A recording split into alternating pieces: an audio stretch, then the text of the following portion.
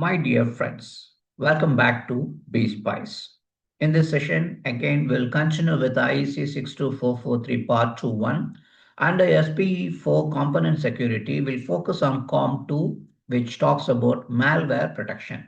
So, malware protection in the sense, there are three topics we are going to talk. One is on the malware free, second is malware protection itself, and third is the malware protection software validation and installation.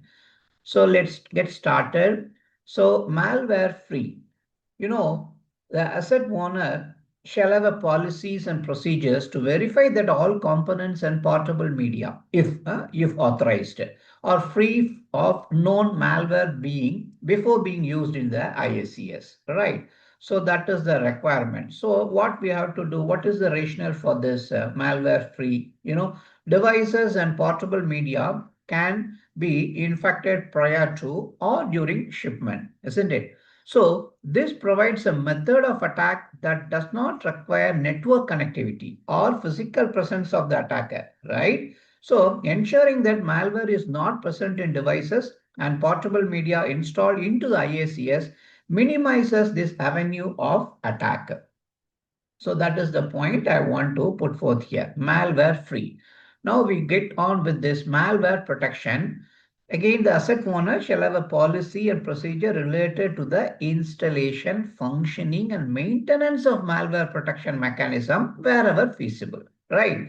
So the rationale behind this is mechanism that provide protection against known malware are used to detect malware and also prevent it from executing, right? So these needs to be verified to prevent the infection of the system with malware. So that is the point. So just to add on, these mechanisms also need to be tested for compatibility with the component, meaning that they have been tested to verify that they do not interfere with the function and operation of the component. So that is the point. So malware protection software is often not available for all IACS components. So this is the point. Components for which malware protection software is not available should be documented and protected by compensating security measures in the IACS that are appropriate for the assessed level of risk. Okay. So just to add on few more on this, three primary methods for protecting a component against malware, or what is that? Antivirus, one. Then second is allow listing, right? Then third is digital signature verification, right? So antivirus software are used to examine files, data entering the device, okay, and compare it to known bit patterns called malware signature.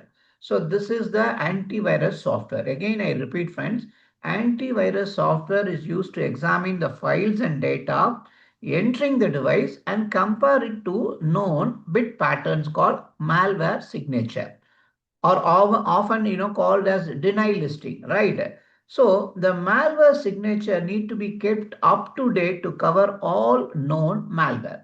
When malware is detected, it is normally quarantined and the user is notified to take the appropriate action. Okay, that is about the malware, I mean antivirus. Now we'll talk about allow listing.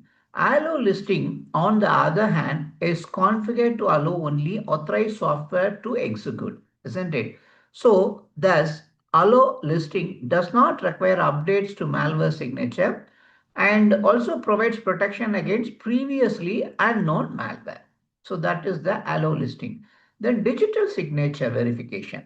So, digital signature verification can be considered a form of allow listing since it authenticates software based on its digital signature. Usually a form of a secure hash prior to allowing it to run. So these are the three methods. Again, I repeat, three methods: antivirus, allow listing, and digital signature verification. Okay. So this is about the malware protection. Then the component 2.3, malware protection, software validation and installation.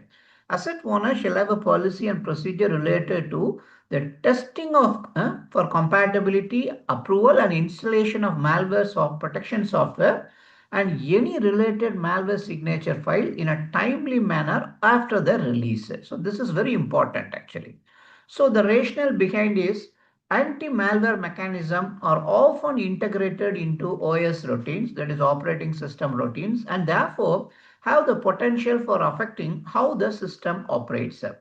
In addition, friends, maybe I'll just add on, because malware protection software examine files and data for a predefined bit patterns, it could be that legitimate device software or data has the same bit pattern.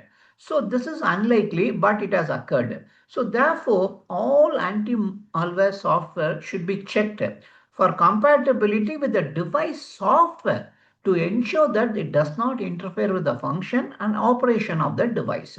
So this is what the catch point here. Okay, again I repeat, it may not be clear, right? See, because and malware protection software files and data for a predefined bit pattern, right?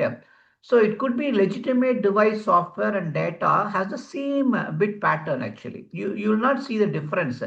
So, but this is unlikely, but it has already occurred. So therefore, all anti-malware software should be checked for the compatibility with the device software to ensure that it does not interfere with the function and operation of the device.